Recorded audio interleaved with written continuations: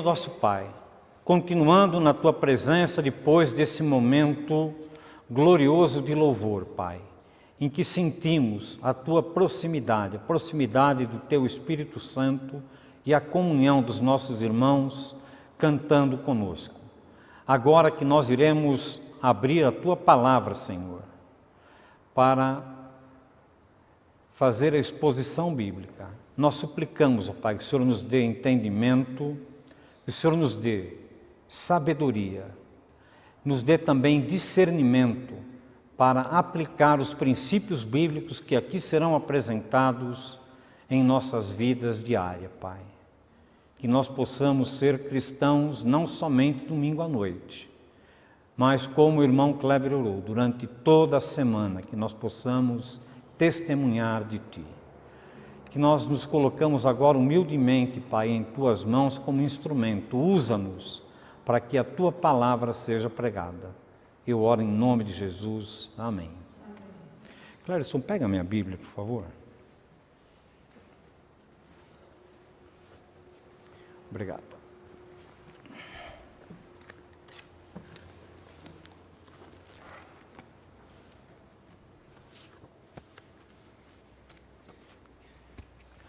Irmãos, nesta noite nós daremos continuidade à exposição bíblica do Evangelho de Mateus. E nós vamos continuar a tratar do ministério do Senhor Jesus, né? Do seu poder sobrenatural manifestado através da realização de milagres, de curas e de interferir não só nos poderes da natureza, mas também no poder espiritual, né? Através da expulsão de demônios. Esta semana, irmãos, eu conversei com o irmão Benedito Galdino e ele me contava como é diferente hoje ele ler a Bíblia e ouvir uma mensagem depois que ele visitou Israel. Há 2 meses atrás ele passou um tempo lá em Israel junto com Dona Francisca. Ele me contava que ele passou por lugares onde Jesus andou, pelos lugares onde Jesus realizou milagres. E ele se sente tocado em saber, agora quando ele ouve uma mensagem ou quando ele lê o Evangelho, vem à mente dele os locais por onde ele passou, né? E parece que a mensagem chega para ele com mais força. É a impressão que ele tem, isso foi o que ele compartilhou conosco. E novamente, então, eu queria desafiar os irmãos, né, para se imaginar dentro do contexto aqui. Imaginem que vocês estão ouvindo, não o pastor Roberto, mas o próprio Senhor Jesus, naqueles trechos em que ele fala, como se ele estivesse falando ao teu coração. Como se você fosse um discípulo dele, caminhando atrás dele, naquela região do Mar da Galileia, onde ele desenvolveu uma boa parte do seu ministério. Pode mudar, Augusto? Eu tenho aqui um mapa, eu não sei se esse mapa dá para os irmãos verem, né? Mas aqui dá para ver que tem um lago aqui, né? No centro da imagem. Esse lago, ele é chamado Mar da Galileia, que na verdade é um lago. Então, tudo aquilo que nós estamos estudando sobre o ministério de Jesus, a maior parte dos fatos ocorreu ao redor desse lago. Os irmãos estão vendo lá o númerozinho 1, né? Depois tem uma setinha que vai ali, Genezaré. Naquele local está localizado um monte onde o Senhor Jesus pregou o Sermão da Montanha. Então, nós estudamos os capítulos 5 até o 7 e tudo se desenvolveu naquele local. Em seguida, ele saiu, desceu o monte e foi para Cafarnaum, local em que ele residia. E lá em Cafarnaum, nós estudamos, né, Mateus 8, 5 a 13, que ocorreu a cura do criado do centurião. Ainda na linha preta, nós vemos que em determinado momento o Senhor Jesus falou para os discípulos: vamos atravessar para o outro lado. E a linha preta aqui nos traz até a região dos Gardarenos, né? Antes de chegar aos Gadarenos, houve uma grande tempestade, a linha preta, né? Mateus 8, 23 a 27, e naquele local Jesus então acalmou a tempestade. Ele demonstrou o seu poder não só de curar, mas também de interferir imediatamente nas forças da natureza. E chegando aqui no item 4, na região dos Gadarenos, ele fez a libertação de 2 endemoniados. E os espíritos, a legião que estava tomando conta daqueles endemoniados, caiu para dentro do mar e morreram afogados. Mateus 8, 28 a 34. Aí, novamente ele fala para os seus discípulos, vamos para outra margem do lago, que é a linha vermelha, e ele volta para onde? Para Cafarnaum. E aqui em Cafarnaum é o que nós vamos estudar, o que ocorreu no dia de hoje, Mateus número 9, os irmãos podem abrir as suas Bíblias. Então, a cura do paralítico, a chamada de Mateus, a ressurreição da filha de Jairo, Jesus clama por trabalhadores para a seara, né? Mateus 8, de 5 até o 13. Então, irmãos, nós vamos nesta noite imaginar que nós estamos lá em Cafarnaum, naquela outra margem do lago, ouvindo aquilo que o Senhor Jesus tem para falar aos nossos corações nesta noite. Então, conforme relato de Mateus, né, os milagres e sinais realizados por Jesus reforçaram a sua autoridade como rei e como Messias e Filho de Deus. Mas nós temos que observar que os milagres são intercalados com mensagens do Evangelho e também a exortação da importância de nós testemunharmos e discipularmos o nosso próximo. Esse Jesus Todo-Poderoso, ele é digno de ser seguido neste mundo que jaz no maligno. E não há outra opção razoável a não ser dar a nossa vida ao serviço do Rei.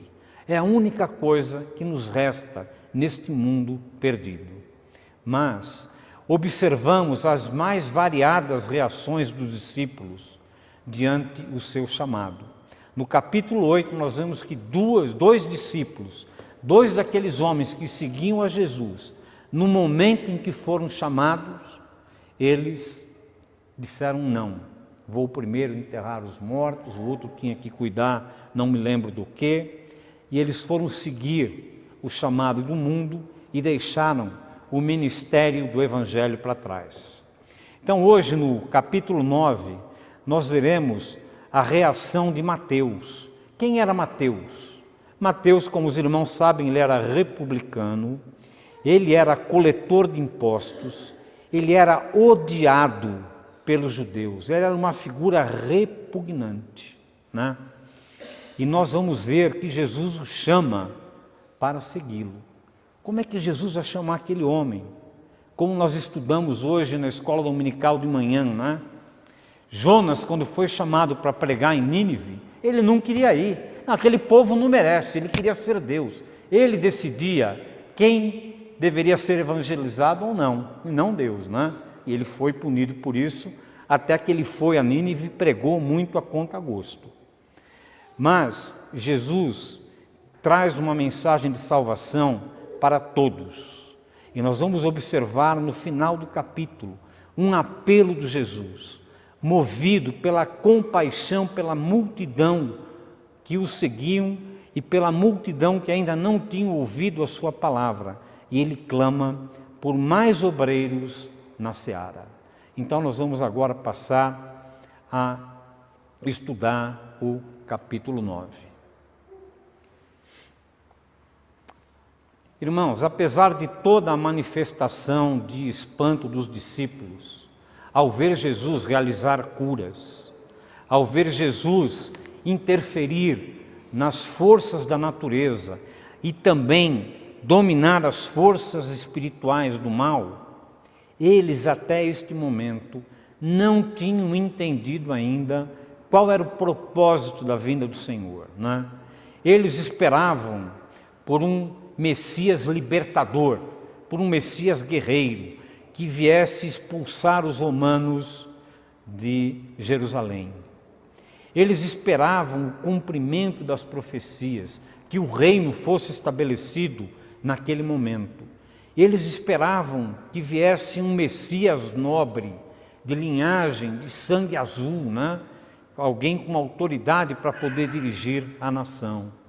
Eles não esperavam um Messias pobre que nasceu numa manjedoura, um Messias que se tornou um simples carpinteiro, que vivia em Nazaré, na Galiléia, uma cidade insignificante dentro de Israel, e um Messias que foi crucificado e morto. Ou seja, até este momento dos evangelhos, nem as multidões, nem os seus próprios discípulos haviam entendido a sua missão e o seu ministério. Não entenderam que não bastava seguir a Jesus para todo lado, mas sim obedecê-lo como soberano Rei e Senhor das suas vidas. Vamos abrir nossas Bíblias então em Mateus capítulo 9 e nós vamos iniciar lendo os primeiros 8 versículos. Entrando Jesus num barco, passou para o outro lado e foi para a sua própria cidade. E eis que lhe trouxeram um paralítico deitado num leito. Vendo-lhes a fé, Jesus disse ao paralítico: tem bom ânimo, filho, estão perdoados os teus pecados. Mas alguns escribas diziam consigo: este blasfema. Jesus, porém, reconhecendo-lhes os pensamentos, disse: por que cogitais o mal no vosso coração?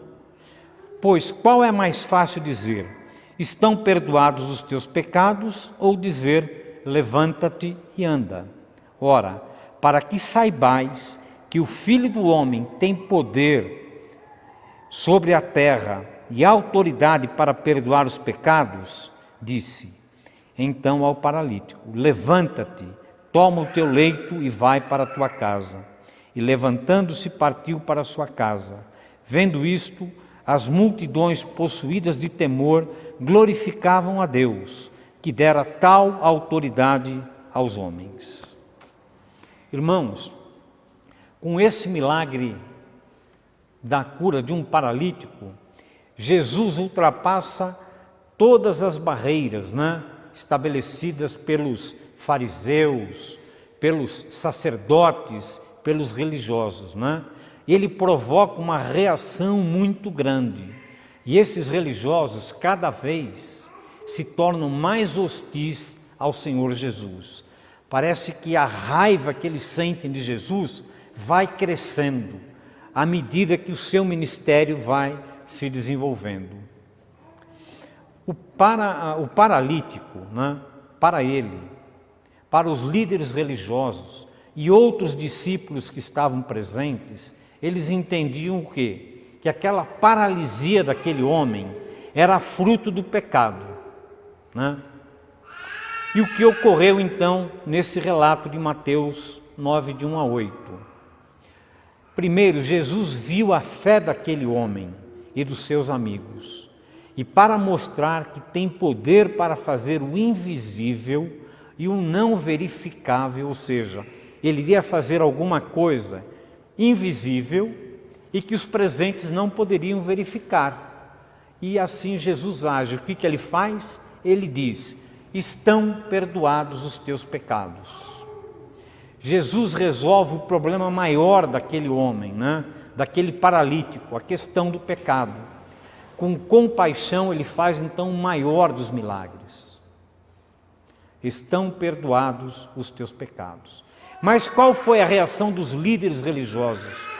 Foi dizer ao povo que Jesus estava blasfemando contra Deus, pois só Deus pode perdoar pecados.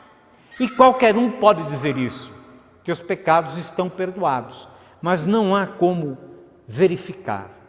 Essa questão do perdão dos pecados é algo pessoal. Ninguém pode checar se o pecado de alguém foi realmente perdoado. Como verificar isso então? Depois, para provar que Jesus faz o que é mais difícil, né? em termos agora visíveis e verificáveis, Jesus cura o paralítico e diz: levanta-te e anda. Versículo 6. Ora, para que saibais que o Filho do Homem tem autoridade para perdoar pecados, disse ao paralítico: levanta-te e anda. E qual foi a reação das multidões? Foi de admiração, de temor e de glória. Eles puderam ver através desse segundo milagre, fazer o paralítico levantar e andar, que ele realmente era o Filho de Deus, que ele tinha autoridade sim para perdoar os pecados. Então as multidões ficaram admiradas e com temor, mas os fariseus, os líderes religiosos, ficavam mais cheios de raiva com o Senhor Jesus. Mas o Senhor Jesus é esse que tem poder não só para fazer uma pessoa ser curada, mas também para perdoar os pecados. E esse mesmo Jesus que fez esse milagre há 2000 anos atrás, é o mesmo Senhor que está presente hoje aqui neste local. E Ele continua com o mesmo poder de curar, de ressuscitar, o mesmo poder de perdoar pecados. E Ele está nos chamando, Ele está trazendo nesta noite a sua mensagem para as nossas vidas. Mas vamos ver o que ocorreu mais à frente, agora os versículos 9 até o 17. Partindo Jesus dali, viu um homem chamado Mateus, sentado na coletoria, e disse-lhe: segue-me. E ele se levantou e o seguiu. E sucedeu que, estando ele em casa, à mesa, muitos publicanos e pecadores vieram e tomaram lugares com Jesus e com seus discípulos. Ora, vendo isto, os fariseus perguntavam aos discípulos: por que come o vosso mestre com publicanos e pecadores? Mas Jesus, ouvindo, disse: os sãos não precisam de médico, e sim os doentes. Ide, porém, e aprendei o que significa misericórdia quero e não holocausto, pois não vim chamar justos, e sim pecadores ao arrependimento. Vieram, pois, os discípulos de João e lhe perguntaram: por que jejuamos nós e os fariseus muitas vezes, e teus discípulos não jejuam? Respondeu-lhe Jesus: podem acaso estar tristes os convidados para um casamento, enquanto o noivo está com eles? Dias virão, contudo, em que lhes será tirado o noivo, e nesses dias hão de jejuar. Ninguém põe remendo de pano novo em veste velha, porque o remendo tira parte da veste, e fica maior a rotura. Nem se põe vinho novo em odres velhos, do contrário, rompem-se os odres, derrama-se o vinho, e os odres se perdem. Mas põe-se vinho novo em odres novos, e ambos se conservam. Neste texto, irmãos, encontramos um homem pecador, Mateus, Como nós já dissemos, quem era Mateus? Coletor de impostos, traidor do povo judeu. Ele era desprezado pelo povo. Ele era um homem rico, um perfeito anticandidato a seguir o Senhor Jesus. Nós já vimos no capítulo 8 que 2 que foram chamados se recusaram. Não, eu vou enterrar meus pais, eu tenho que cuidar da minha fazenda, tenho que cuidar das coisas, E o curioso é que justamente esse homem, coletor de impostos, traidor, odiado por todo o povo judeu, como eu disse, um anticandidato a ser um discípulo do Senhor Jesus, Jesus encontra com ele e faz um convite: segue-me. E a resposta de Mateus contraria todas as expectativas. Ele se levantou da mesa, e seguiu ao Senhor Jesus. E deixou tudo para trás. Tudo para trás. E logo em seguida, Jesus vai à casa de Mateus e come com muitos pecadores e outros publicanos, coletores de impostos. novamente vem a manifestação de indignação dos fariseus, versículos 11 a 13. Eles não tiveram coragem de questionar diretamente o Senhor Jesus, mas começaram ali como se estivessem fofocando com os discípulos, né? Por que come o vosso mestre com os publicanos e pecadores, né? Como é que vocês estão seguindo um homem que se mistura com esse tipo de gente? Mas Jesus, ouvindo e conhecendo a intenção do coração daqueles homens, ele responde: os sãos não precisam de médico, e sim os doentes. Misericórdia quero e não holocausto. Quando ele diz isso, misericórdia quero e não holocausto, todos eles entenderam, porque essa frase já estava no Antigo Testamento, profeta Oséias 6,6, que diz o seguinte: pois misericórdia quero e não sacrifício, e conhecimento de Deus mais do que holocaustos, pois não vim chamar os justos, e sim os pecadores ao arrependimento. O profeta Oséias já tinha profetizado o que iria acontecer. E Jesus, com essas palavras, então exortou novamente os fariseus. De que adianta uma religião em que você dá o dízimo sobre as pequenas coisas, sobre a colheita da hortelã, do endro, do cominho, pouco significante, mas eles batiam no peito: estou trazendo aqui a oferta da minha hortelã, do meu endro, do meu cominho, valor insignificante, mas eles se orgulhavam daquilo, né? Então Jesus fala: de que adianta isso, né? Se vocês negligenciam a lei, a justiça, a misericórdia e a fidelidade. Esse tipo de ação, esse tipo de holocausto, esse tipo de sacrifício de trazer aqui o dízimo de pequenas coisas é abominado por Deus.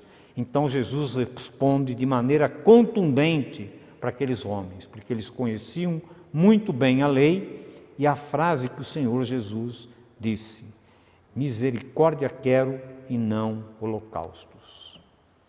Ok? Irmãos, o Evangelho, ele é muito mais do que uma pólice de seguro contra o inferno, né? Ou milagre do perdão.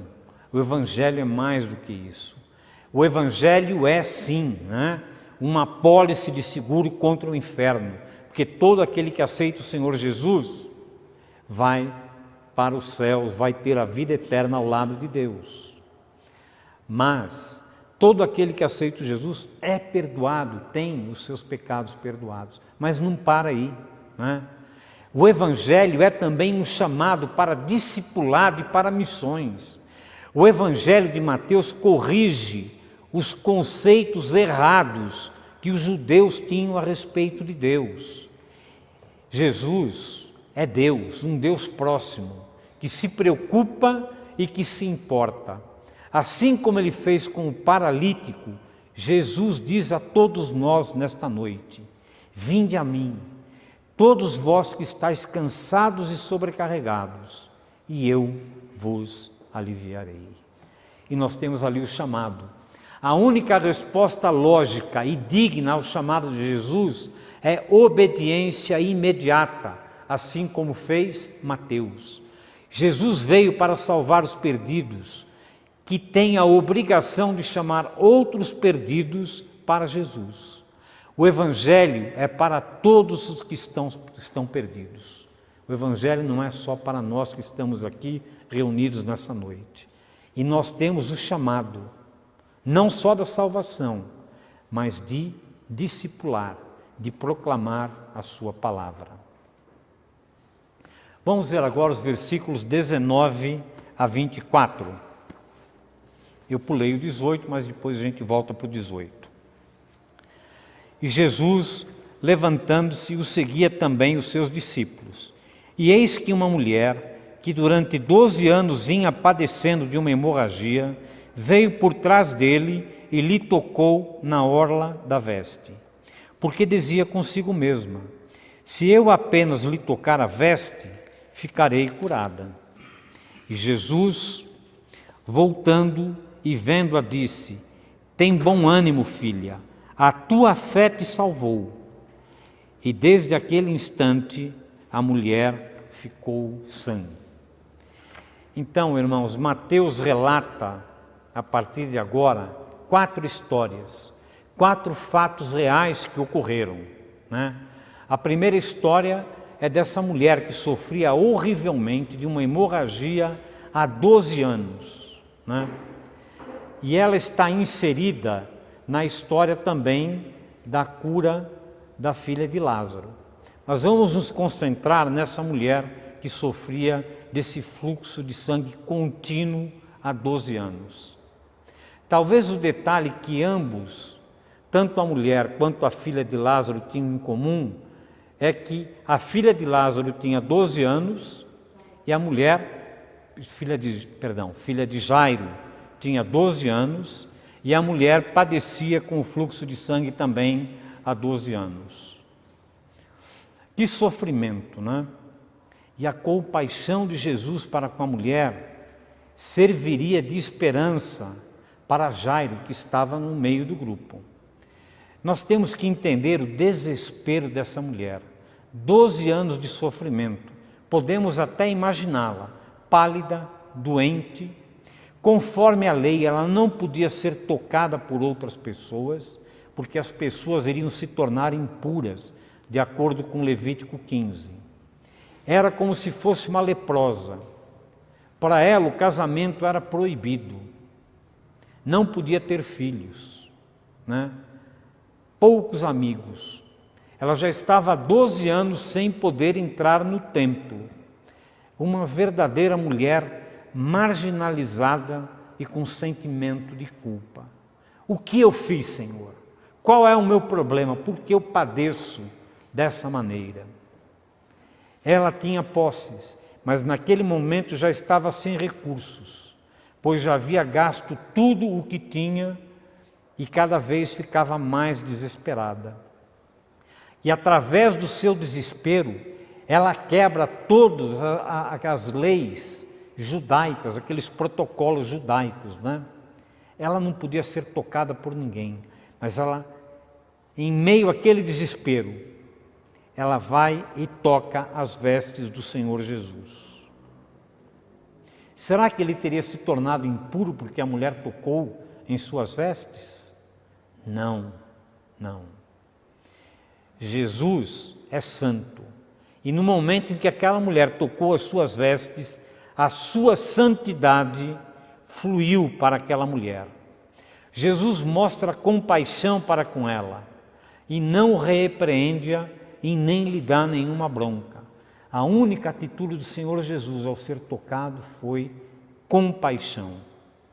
Palavras de ânimo, versículos, né, que nós já vimos aqui, o 22. Chama ela de filha e diz que a fé dela a salvou. Nos lembramos do paralítico em 9:2, né? Tem bom ânimo, filhos, estão perdoados os teus pecados. Como resultado da fé daquela mulher, da ousadia daquela mulher de tocar o Senhor Jesus, ela foi curada. Nós vamos continuar na história, agora lendo o versículo 18. Enquanto estas coisas lhe dizia, eis que um chefe aproximou-se, o adorou e disse: minha filha faleceu agora mesmo, mas vem, impõe a mão sobre ela e viverá. Tendo chegado à casa do chefe e vendo os tocadores de flauta e o povo em alvoroço, disse: retirai-vos, pois não está morta a menina, mas dorme. E riram-se dele. Mas, afastado o povo, entrou Jesus, tomou a menina pela mão e ela se levantou. E a fama deste acontecimento correu por toda aquela terra. Então Jairo era um pai desesperado, assim como estava desesperada a mulher do fluxo de sangue e como estava também desesperado o paralítico, né? Então essa é uma característica comum a esses personagens. Então Jairo, um pai desesperado, ele tem uma certa autoridade, ele é um dos líderes da sinagoga, mas trocaria todo o seu status, né, de líder da sinagoga pela cura da sua filha. Irmãos, aqui, quem já teve um filho doente, um filho com febre, problemas respiratórios, às vezes um grave acidente, ou até uma doença terminal, sabe que não há nenhum sentimento pior do que segurar o seu filho doente no colo e nada poder fazer. Este era o sentimento de Jairo. Ela estava perto da morte, mas enquanto Jesus falava com Jairo, ele foi avisado que a menina já tinha morrido. Jesus responde na hora, não pede que pegue uma senha, que marque uma consulta no SUS. Jesus atende o desesperado na hora. Versículos 23 e 24 também são bem interessantes. Os flautistas, que eram chamados de profissionais da morte, já estavam dentro da casa. E agora o desespero de Jairo, daquela família toda, chega ao clímax.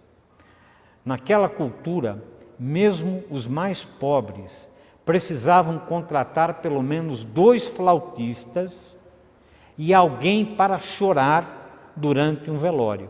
Isso aí era uma coisa característica, tinha que ter os flautistas e as choradeiras, né? E já estavam todos dentro da casa, os flautistas tocando, gente chorando e aquele clima terrível. Nós podemos imaginar que são como urubus aproveitando a desgraça da família. Mas a falsidade dessas pessoas entra em contraste com a compaixão do Senhor Jesus. Jesus, quando chega, é para realmente ajudar. Mas eles dão risada e zombam do Senhor Jesus. Jesus então entra na casa e toca a menina. Algo que implicaria pelo menos em 1 semana de imundícia conforme a lei. Pelo fato do Senhor Jesus ter tocado aquela menina morta, ele não poderia entrar no templo durante 1 semana. Por 1 semana ele seria considerado imundo. Mas ele toca a menina e diz, faça-se conforme a sua fé. E abriram-se os olhos da menina e ela se levantou. Vamos continuar lendo agora versículos 27 até o 31, que é a terceira história, o terceiro fato relatado por Mateus, a cura de 2 cegos. Partindo dali, seguiram-lhe 2 cegos, chamando, tem compaixão de nós, filho de Davi. Tendo ele entrado em casa, aproximaram-se os cegos, e Jesus lhes perguntou, credes que eu posso fazer isso? Responderam-lhe, sim, Senhor. Então lhes tocou os olhos, dizendo, faça-vos conforme a vossa fé. E abriram-se os olhos, e Jesus, porém, os advertiu severamente, dizendo, acautelai-vos de vós, de que ninguém o saiba. Saindo eles, porém, divulgaram a fama por toda aquela terra. Então essa é a terceira história. Jesus está voltando para casa, quando 2 cegos, provavelmente cegos de nascença, se aproximam. Mas a sua cegueira física não impede a visão espiritual daqueles homens. Eles são os primeiros, né, em todo esse relato que nós estamos vendo, a identificar Jesus como quem? Filho de Davi, versículo 9 e 27. Eles veem o que os discípulos, as multidões e os líderes religiosos não viam. Jesus é o rei legítimo do trono de Davi. E eles reconhecem a sua compaixão. Pedem, tem compaixão de nós, filho de Davi. Jesus espera entrar em casa para atendê-los. Parece que a confusão das multidões que esperam um rei libertador, um milagreiro, está cada vez maior. Mas pergunta aos 2, em trevas, se creem nele. E eles respondem com visão espiritual: sim, Senhor. Mais uma vez, Jesus tocou os olhos daqueles dois cegos, algo que talvez para muitos causaria repugnância. Naquela época do povo judeu não se tocava em gente doente. Sei lá, se eu tocar no olho dele, será que eu vou ficar cego também? Havia todo esse clima naquele momento.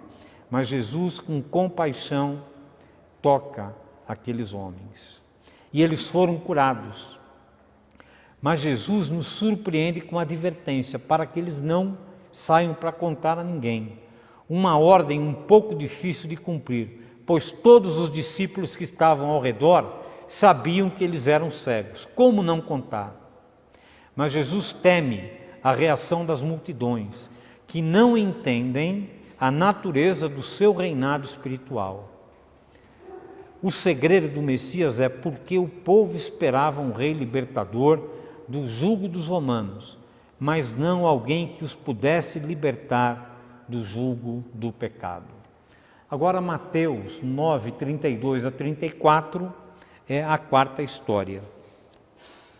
Ao retirarem-se eles, foi-lhe trazido um mudo endemoninhado, e expelido o demônio falou o mudo, e as multidões se admiravam, dizendo: jamais se viu tal coisa em Israel.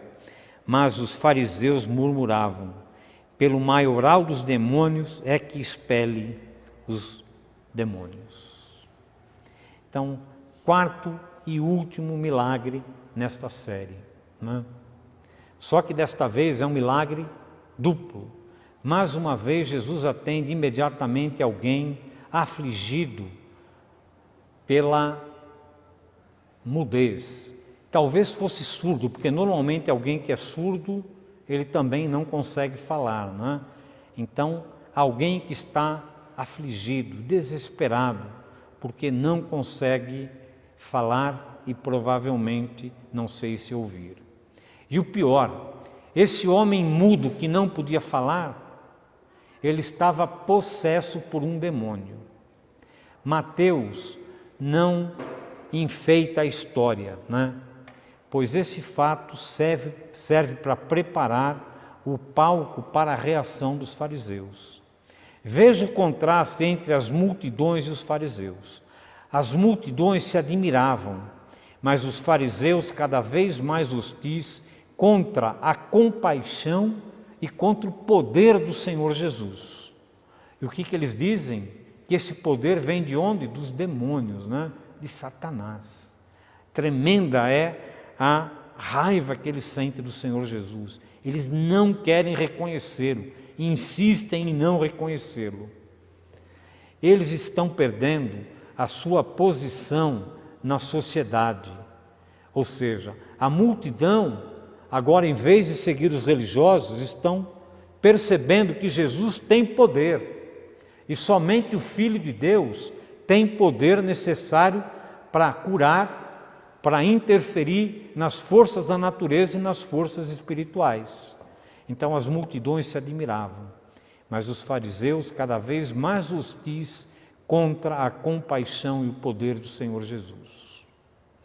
Essa é a terceira vez que percebemos essa hostilidade, e ela vem crescendo a cada acusação, né? E em 12, 24 nós vemos que ele está blasfemando, eles dizem que o Senhor Jesus está blasfemando contra o Espírito Santo. O texto termina mostrando que nem isso impedia que Jesus mostrasse compaixão pelas multidões. Incansavelmente ele percorria as cidades, ensinando e pregando sobre o reino e curando toda sorte de doenças e enfermidades. Apesar então de toda a oposição dos fariseus, Jesus não se importou com isso. Continuou pregando a sua mensagem de salvação, realizando curas e mostrando o seu poder sobrenatural. Resultados do ministério de Jesus durante esses 4 pontos que nós vemos, né? Os cegos veem, os coxos andam, os leprosos são purificados, os surdos ouvem, os mortos são ressuscitados e aos pobres está sendo pregado o Evangelho. 4 milagres, em comum, situações de desespero desses personagens. Um pai com a filha que morre, uma mulher imunda, rejeitada, fraca, pobre, com fluxo de sangue há 12 anos, 2 homens que viviam na escuridão da cegueira, um homem duplamente amaldiçoado, não falava, não podia expressar seus desejos, a vontade do seu coração e pior, endemoniado. Todos esses personagens desesperados vão até Jesus e todos são recebidos instantaneamente. E todos, menos o último, lemos que Jesus tocou em todos eles, mesmo sendo considerados imundos pelos cerimoniais. Então, o que ressalta aqui? A compaixão de Jesus pelas pessoas perdidas e desesperadas. Jesus não leva apenas cura física, mas leva a todos eles salvação. E finalizando, versículos 35 até o 38.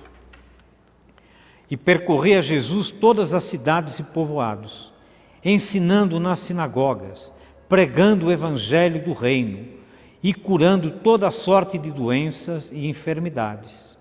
Vendo ele as multidões, compadeceu-se delas, porque estavam aflitas e exaustas, como ovelhas que não têm pastor. E então dirigiu-se a seus discípulos. A seara, na verdade, é grande, mas os trabalhadores são poucos.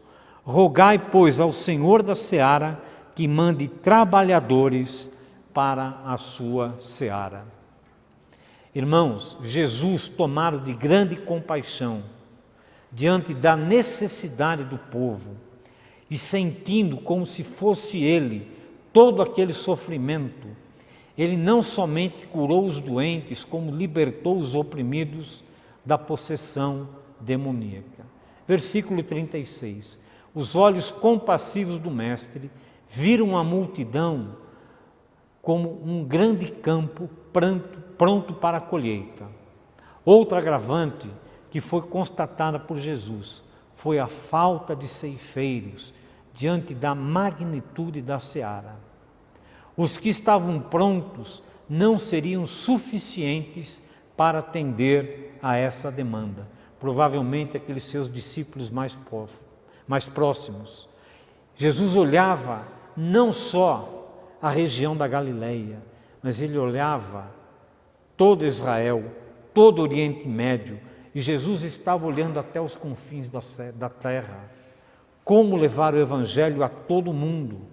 Nós temos que lembrar que naquela época não tinha internet, não tinha celular, não tinha WhatsApp, não tinha nada. Como desenvolver essa obra gigantesca?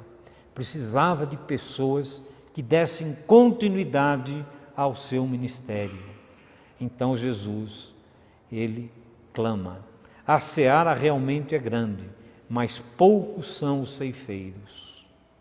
Toda vez que eu leio esse versículo, eu lembro do pastor Juliano. A primeira vez que eu vim a essa igreja, nesse púlpito que ficava lá embaixo, tinha uma placa, né? A seara é grande. Os mais antigos devem lembrar disso. E essa realidade continua hoje, a seara é grande. Irmão, Jesus sempre era acompanhado por grande número de pessoas interessadas em muitas coisas. Alguns daqueles discípulos que seguiram a Jesus estavam também interessados em milagres pessoais, como aqueles que haviam sido curados. Outros, talvez querendo alguma bênção especial, mas no meio da grande multidão de discípulos, poucos, muito poucos, estavam dispostos a trabalhar para pregar a palavra, para levar o Evangelho do Senhor Jesus. E assim ele diz aos seus discípulos, mais próximos, versículo 38, rogai, pois, ao Senhor da seara, para que mande ceifeiros para a sua seara. Assim como no passado, muitos vão às igrejas aos domingos à noite, sendo que poucos ou quase ninguém pratica um só ato de evangelismo durante a semana. Muitos vão à igreja através de necessidades. Muitos vão à igreja porque estão desesperados. Muitos vão à igreja buscando cura, buscando prosperidade, buscando uma bênção. Pouquíssimos são aqueles que pelo menos durante a semana distribuem um folheto, ou que chegam a falar para alguém de Cristo, da igreja, da transformação que houve a sua vida durante o ano inteiro, para não dizer a vida toda. Pensam erroneamente que a pregação tem que ser feita exclusivamente no púlpito e só pelo pastor. Isso é uma distorção do Evangelho do Senhor Jesus Cristo. Uma distorção. Um dos piores desafios que a igreja enfrenta neste início de século é a falta de ceifeiros preparados para a ceifa. A busca dos necessitados de Deus deve ser realizada fora das paredes da igreja, porque essas pessoas que estão desesperadas, precisam de Deus, não estão aqui dentro, estão lá fora. Como vão ouvir se não há quem pregue? Onde eles estão, dificilmente faz parte da prioridade dos cristãos destes tempos pós-modernos. Pode mudar? Irmãos, nós vivemos num mundo dominado pelo maligno. Esse nosso mundo é cruel, né? Vivemos num mundo de desespero, conflitos familiares, marido contra esposa e vice-versa, pai contra filho e vice-versa, famílias que têm seus entes queridos com doenças graves, doença do coração. As dívidas pesam. Muitas vezes encontramos pessoas desempregadas ou subempregadas. Como é duro para um pai de família estar desempregado. E nós temos alguns aqui nesta noite. Muitos ou muitas mulheres são solteiras, são inférteis, não podem casar, não conseguem um marido. Outras que conseguem enfrentam o problema de infidelidade. Muitos, principalmente os adolescentes, enfrentam um grave problema da rejeição, do bullying. Temos que tomar decisões importantes em nossas vidas: moradia, escola, profissão, namoro, noivado, casamento. Quantas preocupações, irmãos, quanto ao futuro. Lembre-se e testemunhe para os outros que também estão desesperados. Nós recebemos a salvação em Cristo. Mesmo que nós passemos por toda essa situação, nós contamos com a compaixão do nosso Senhor Jesus Cristo. Então nós temos que cumprir a nossa parte, testemunhar, levar uma palavra de conforto, levar também a nossa compaixão, que nós somos alvos do Senhor Jesus para os outros. E a grande ideia da mensagem desta noite: Jesus é o nosso Rei compassivo, que atende prontamente ao nosso clamor. Portanto, em meio ao desespero, corra até Jesus, confiante da sua compaixão e poder. Esse mesmo Jesus que nós vimos hoje, atuando lá em Cafarnaum, é o Jesus que está presente hoje aqui e capaz de solucionar todos esses problemas de acordo com a vontade dele para a nossa vida. Mas não se esqueça, Jesus quer te salvar e salvar outros através da sua vida. Irmãos, a seara é grande. Amém. Que Deus abençoe a sua palavra.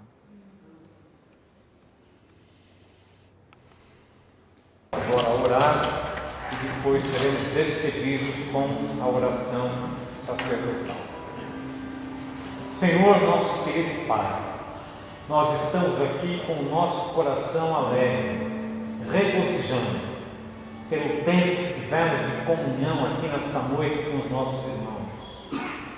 Nós somos gratos, Senhor, pelos louvores que tivemos o privilégio de entoar aqui, pois o Senhor é o único merecedor de toda a honra e toda a glória. Senhor, nós também estamos aqui felizes, porque temos o privilégio de ter a Tua palavra, aquilo que o Senhor ensinou durante o seu ministério na terra, disponível para que possamos ler, para que possamos estudar e entender. Mas, Senhor, apesar de toda essa alegria, Pai, nós reconhecemos que nós temos aqui em nosso meio diversos irmãos que neste momento estão enfrentando dificuldades. E sabemos, ó Pai, que o Senhor está sempre disposto a nos ouvir, a ouvir o nosso clamor, a ouvir, Pai, aqueles irmãos que estão com problemas e estão não desesperados porque confiam em Ti, mas estão enfrentando muitas tribulações nesse momento. Nós queremos clamar, Pai, por todos os membros desta igreja, por todos os congregados que estão enfrentando algum problema de doença, Pai. Nós clamamos por cura, Pai, de acordo com a Tua vontade. Por aqueles que estão enfrentando problemas de relacionamento de qualquer ordem, que Teu Espírito Santo apazigue o coração, Pai, e dê a esses irmãos amor pelos pecadores, amor por aqueles que nos têm ofendido. Nós queremos clamar também, Pai, pelas famílias que estão sem sustento. Nós temos diversas famílias em nosso meio, em que pelo menos ou o marido ou a mulher está desempregada. Nós queremos clamar nesta noite, Pai, que o Teu Espírito Santo aqui presente nos ouça e abra a porta de emprego para esses nossos irmãos, Pai. Mas, Pai, apesar de todo esse nosso pedido, nós queremos clamar também por ousadia, porque nós entendemos que a seara é grande e falta trabalhadores. O Senhor nos salvou, o Senhor tem cuidado das nossas vidas, para que nós possamos fazer a Tua obra dentro daquilo que o Senhor nos capacitou, de acordo com os dons que recebemos, Senhor. Que o Senhor possa despertar dentro de cada um de nós o desejo de ser um ceifeiro da Tua obra. Nós clamamos por isso em nome de Jesus. Amém. O Senhor te abençoe e te guarde. O Senhor faça resplandecer o rosto sobre ti e tenha misericórdia de ti. O Senhor sobre ti levante o rosto e te dê a paz. Amém.